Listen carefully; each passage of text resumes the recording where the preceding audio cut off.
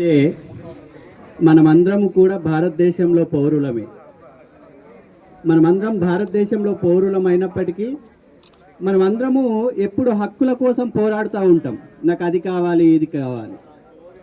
సరే, మనమందరం హక్కుల కోసం పోరాటే ముందు మన డ్యూటీస్ ఏంది అనేది కూడా మనం గుర్తుంచుకోవాలి. ఆ విధంగా అందులో భాగంగా మరి భారతదేశం మొత్తం కూడా సైకిల్ యాత్ర చేస్తూ అఖండ భారతదేశాన్ని మరొకసారి యూనిటీగా ఉంచే ప్రయత్నం చేయడానికి బయలుదేరిన మీ అందరికీ కూడా కృతజ్ఞతలు తెలియజేసుకుంటూ మరి మీ యాత్ర దిగ్విజయంగా